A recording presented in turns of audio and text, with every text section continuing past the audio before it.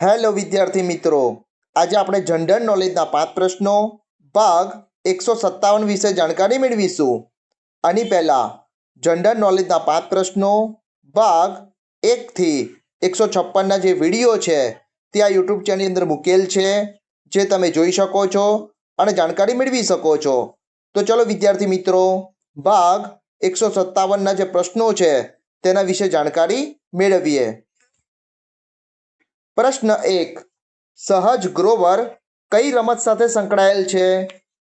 વિકલ્પ એ ટેનિસ, વિકલ્પ બી ચેસ, વિકલ્પ સી ટેબલ ટેનિસ કે વિકલ્પ ડી બેડમિન્ટન.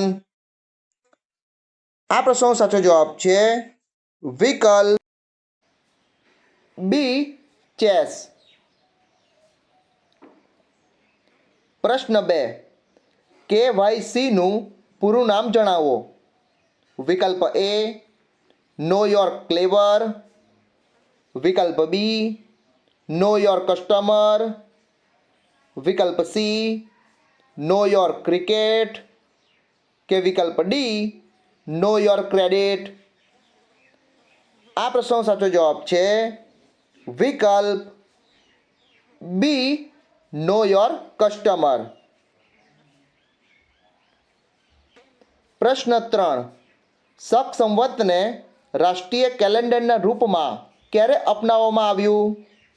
વિકલ્પ એ ઈસવીસન 1957, વિકલ્પ બી ઈસવીસન 1958, વિકલ્પ સી ઈસવીસન 1959 કે વિકલ્પ ડી ઈસવીસન 1960.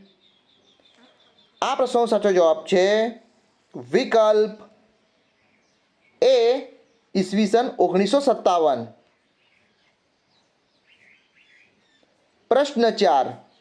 સાયન્ટિફિક સોસાયટીના સ્થાપક કોણ હતા?